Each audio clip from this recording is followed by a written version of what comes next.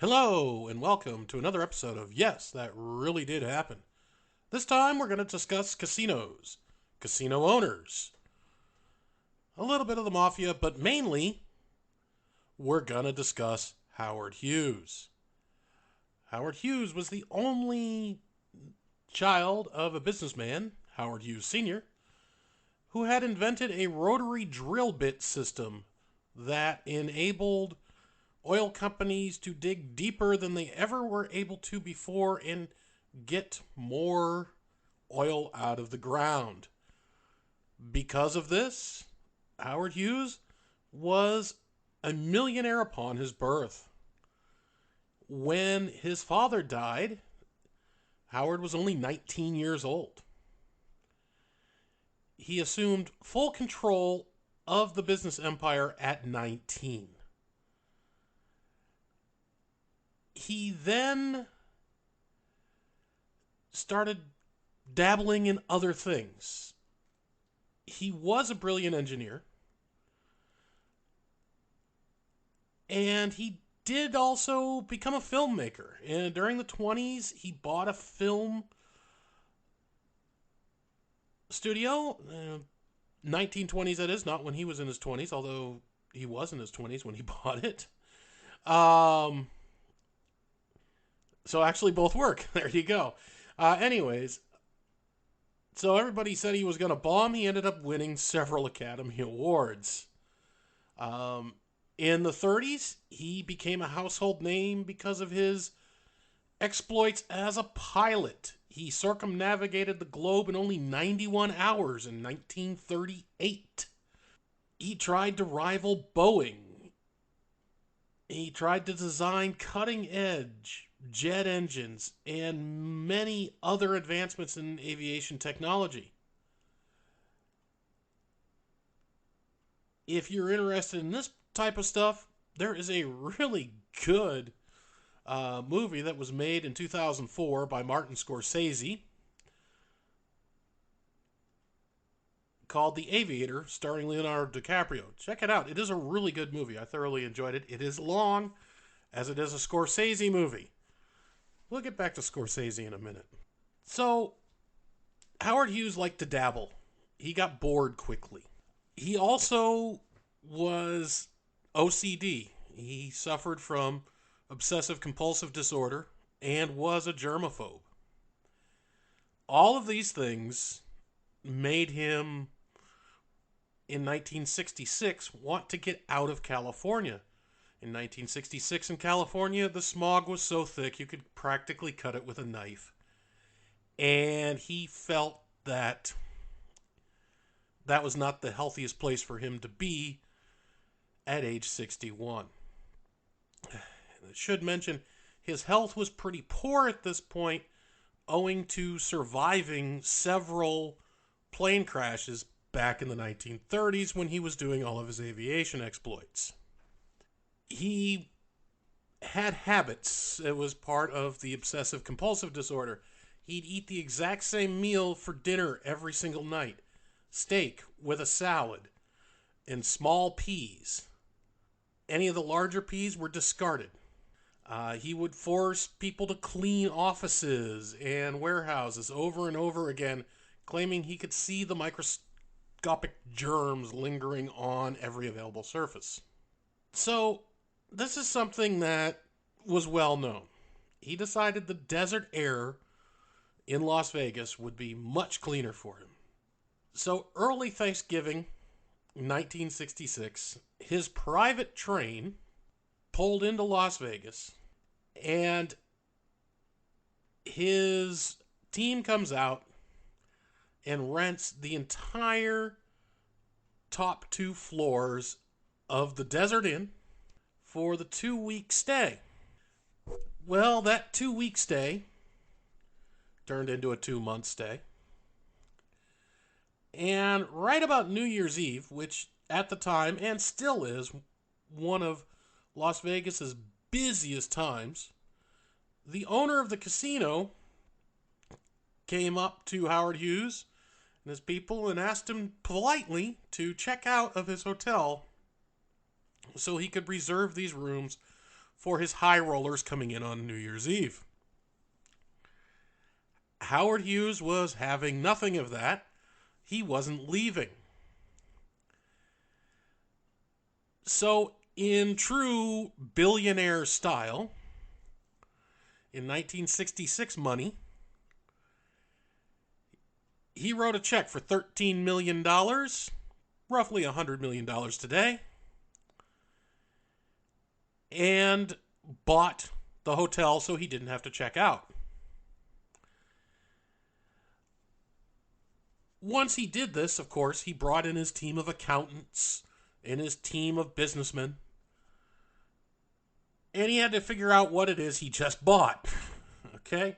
He had no idea. He just didn't want to leave, so he bought the casino.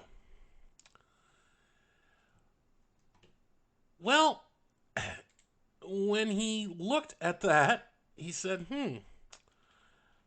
this is interesting. People come in and give you their money and expect nothing in return. This is outrageous. This is unbelievable. We have to do this. So he went to his business folks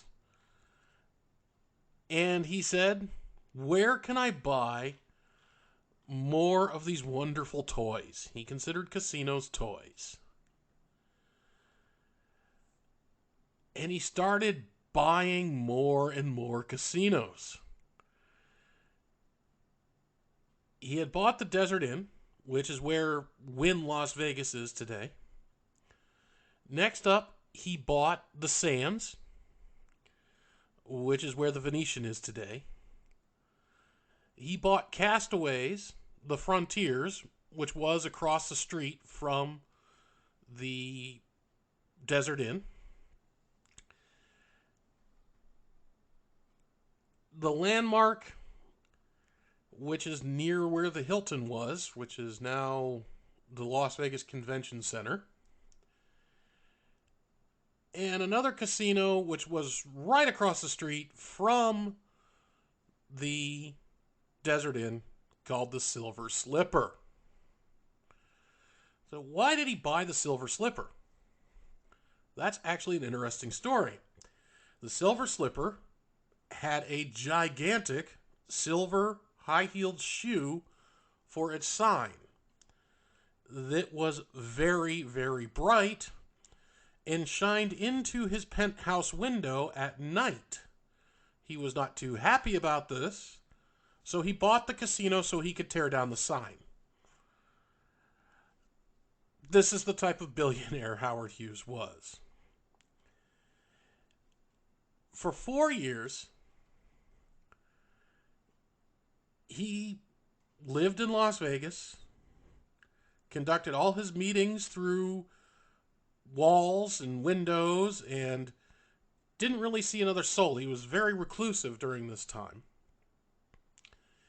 In 1968, he tried to buy the Stardust. And Las Vegas was trying at this time, desperately trying, to get the mafia controlled and the mafia image out of Las Vegas. They did not want it. They wanted it to be a place where people would come and spend their money. Howard Hughes wanted that too. He started to try to attract the everyman, not just the well-to-do. He was really ahead of his time. He was doing modern Las Vegas 30 years before modern Las Vegas became a thing. He did not like the mafia. He did not like Frank Sinatra because of the mafia. He also tried to ban rock and roll music in Clark County, Nevada, because he didn't like rock and roll music. He was trying to take control of the Nevada government. So, again, 1968, he tries to buy the Stardust. Now, Nevada has been getting rid of the mafia. They had granted Howard Hughes a casino license with no background check, no hearing. They just said, sure, you can buy casinos. When he tries to broker a deal in 68 for the Stardust, the Gaming Control Board in Nevada was like, sure, you want to buy that one? You can have that one too.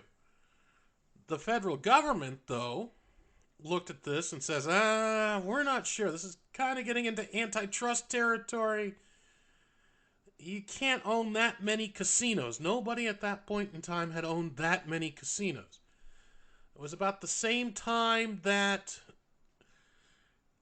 the Las Vegas Gaming Control Board allowed corporations to buy casinos as well. Because prior to that, every investor in a casino needed a license. And obviously a corporation with thousands upon thousands of shareholders can't have licenses for all their casinos. So they're trying to make this adjustment. They've got this respected, eccentric, yes, very eccentric businessman buying up these casinos, generally cleaning up Las Vegas's image and making it the tourist destination. There we go. I can say that word. Making it the tourist destination that it is today. Well, the feds came in and said, no, we can't do that. Can't, no. That turned out to be a really bad move on that. Because that left the Stardust up for sale to others. And it bounced around to 2 or 3 other owners until about 1972. And at that point, the Stardust was being bought by Hyatt. Hyatt didn't want the Stardust. They wanted the other properties in the portfolio of the company that owned the Fremont and the Aladdin. They'd rather have those. So they didn't sell the Stardust. And 74 rolls around. And a guy by the name of Alan Glick, a San Diego developer, he decides to buy the Stardust. He needed to get a loan. Where did he get the loan? From the Teamsters Union Pension Fund. Remember I said we get back to Scorsese a little bit ago when I said Scorsese made a really good movie about Howard Hughes? Well, he also made a movie about this. It's called Casino. It stars Robert De Niro. Is rather violent and goes through the mob-controlled casino, which was based on the actual events that happened to the Stardust. Okay, a gentleman by the name of Frank Rosenthal was involved in it, as well as the Chicago mob, and that's a whole episode in and of itself. This was all possible, and the mafia getting their foot back into the casino business, which they had been effectively removed from prior to 1974, was because they wouldn't sell the casino to Howard Hughes in 1968. Well, they would have, but the federal government said, no, you can't do that. So, Howard Hughes was doing this, and again, his health was failing at the time. By today's standards, he was, since he was born in 1905, he was only 65 years old by 1970. And again, by today's standards, not that old. However, due to his many plane crashes and a couple of car crashes and a few other health-related problems, he was not in the best of health. So on Thanksgiving Day in 1970, 4 years to the day, they snuck him out of the Desert Inn, put him on a plane, and took off to his private island in the Caribbean, where he spent the rest of his days, finally dying in 1976. And that effectively ended his reign as a casino owner. They bounced around for a few years. The last 6 years, when he was in the Caribbean and not watching them, they started to lose money. After he died, there was a huge fight over his estate. Who got control of the casinos? They ended up selling them all for a loss. It just became a really big mess. But for a time, he was the largest casino owner in Las Vegas. And that really paved the way for modern Vegas. Modern Vegas would not be what it is without multiple casino owners, meaning casino owners that own multiple casinos, the corporations coming in, and Howard Hughes showing that, yes, owning a casino could be a respectable business. So I hope you found that interesting. And please subscribe, tell your friends, and listen next time on Yes, That Really Did Happen.